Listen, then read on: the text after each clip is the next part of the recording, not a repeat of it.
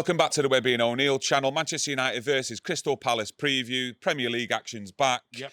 We had a listen to Erik Ten Hag's press conference earlier on. Yeah. What was the main thing you took from that? Well, I don't think he's afraid of bringing Sabitzer straight into the team. Sabitzer.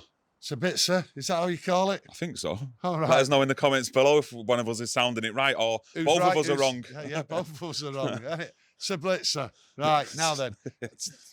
Ten Hag there, by the sound of it, he's got him in the squad. He might play him. I don't think he's afraid to start somebody. He knows him. He's had a training session. He did the same with Weghorst. Weghorst come over from Besiktas, straight in the team. There you go. So he may play him. I don't think really he's got any worries with him. He knows him. He knows how his style of play. My problem with starting him, I think that wily old Vieira for Crystal Palace will target him as just starting, not being used to the players. I think he'll try and upset the rhythm of Sabitzer and the way it is. That's what I think. That's the danger. Yeah. He's not daft Vieira. He knows how to target somebody. He was a tough centre and midfield player. Yeah, he was. He knows what to do, upsetting someone's rhythm. And I think that's what he'll do because Man United are going to go at Crystal Palace and they're going to smash them. They have to smash them because we dropped 2 points against them. And we, like you said before, we're back in the Premier League. And it's all about the 3 points. Yeah, going on to Sabitzer. I don't think he will start in this one. I think, well, he is going to start at some point, but I don't see it being this game, him coming in for. And I think it'd be a bit tough to take Fred out, considering he scored 2 goals in 2 successive. That is a point, yeah. 2 successive. Oh my God. 2 successive. There we go. We're having an absolute nightmare today, aren't we? But yeah, you know, with his 2 goals and. I think he will start with Fred and Casemiro in midfield, but Sabitzer has been brought in to replace Eriksen, and Eriksen was a first-team regular. So I do expect Sabitzer at some point, whether it's against Leeds next week, him to actually get a start. He might get a bit of a cameo role in this one. You know, 20 minutes towards the end, get a bit of a feel of Old Trafford as well, the fans, and it'll give the team a lift as well. Yeah, well, the thing is, like you say, he's been brought in to replace Eriksen, but I do believe that Fred can do the job. What's needed, like you say, he works. I don't think he can. It depends. They know what to do. I believe Ten Hag has got these players and he brings them straight in, and they know what to do, and they can all work. They can adjust. I totally get you, but I think with Sabitzer, he brings you near enough what Eriksen brings you in terms of going forward and controlling that midfield, whereas Fred. I don't think Fred can actually control in midfield. He's very good at his tackling, his man marking and stuff like that, and giving it simple off to the more creative players. But with Sabitzer, from what I've seen of him, and I'm going to be totally honest, it's only little bits. You know, he has got the energy in midfield and he's got a good range of passing, which I don't think Fred really has. Well, you can see between us, we're not really sure who's going in and whatever. It's hard, isn't it? Yeah, well, we can't even make our minds up. No, we can't. How we can actually pronounce his name. How you do it, just let us know, because I think Fred will start. I think Fred... Oh, no, I think he'll start. Yeah. I'm just saying, like, what he brings to the team more than what Fred does. And, you know, with him coming in just for 6 months on this loan deal, you know, he is coming here to play football, and I expect him to be starting games in the near future. The other one, what I'm looking at, is Marcel coming back? You let me know. Does Weghorst deserve to keep his place? Does Marcel come back into the team? I think Marcel will come back into the team, to be perfectly honest with you. I think we need that control. He wants the ball in the box. That's what we need. Weghorst, to me, he's improving each game and that, but it's not what I think we need up there. Not with the pace what we've got. Yeah. Well, Ten Hag's also said, hasn't he, that Manchester United actually played better football with Martial in the team. And, you know, he's bang on with that. And a lot of us out there, you know, in the current squad would prefer Martial to play over Weghorst. And I'm not slating Weghorst or anything, but Martial, to me, gives more to the team on his day and his hold-up play, on his half-turn, and when he's actually running at the defenders. Yeah, well, I look at this game and it is a must-win game. You know, we've got to win all the games and that, and my fear of not winning the home games, right, is that someone just might come up behind us and overtake United to get in that top 4.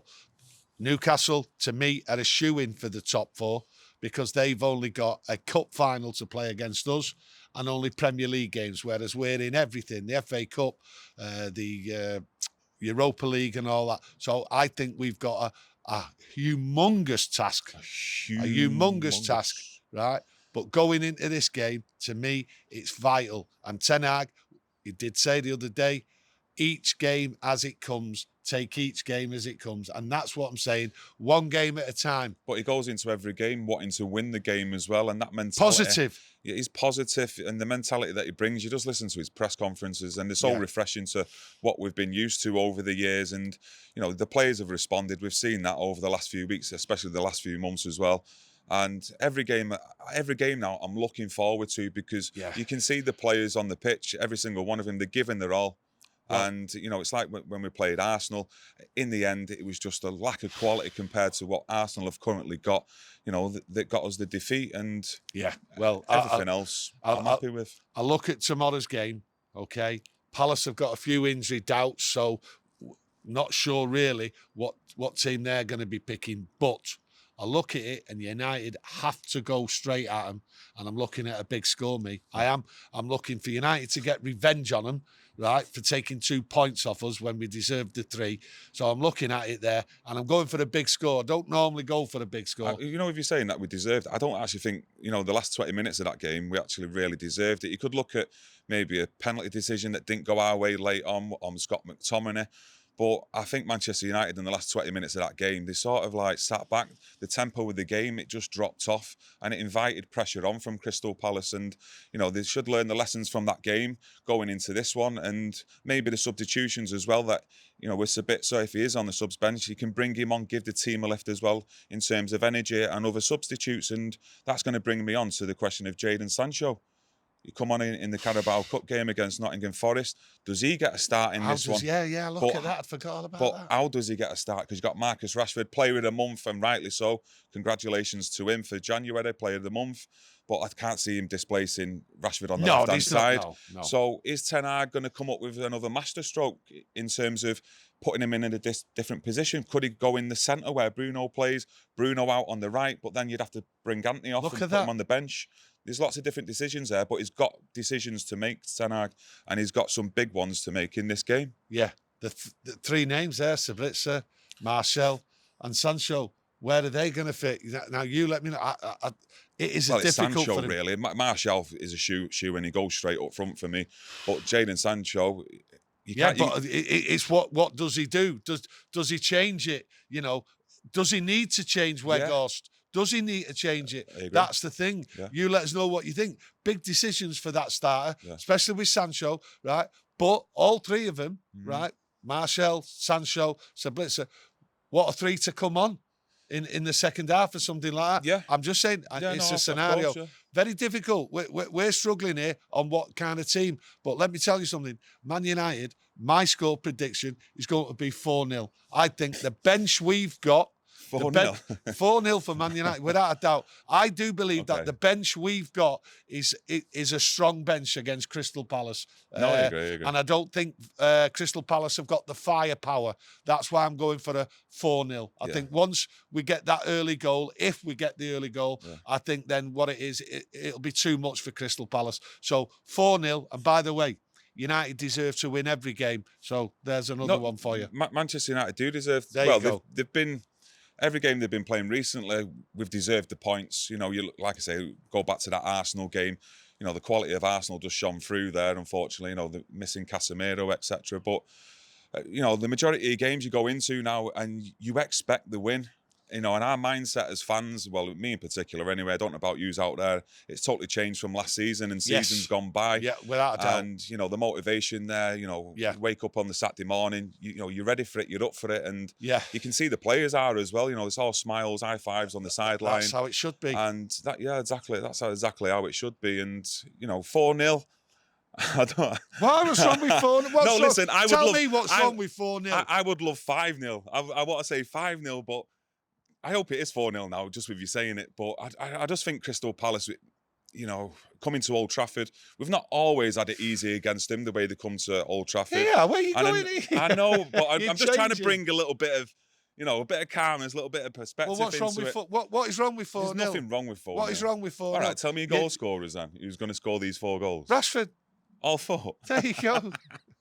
He'll be player of the month for February as well if he scores 4 goals. United, I'll have too much for them. And once No, once we they score, understand that. Yeah, then Crystal Palace, to me, will have nowhere to go. They'll try and just close the game out. That's why I think 4-0. We're due a 4-0. Let's have it. What's your score? 4-0.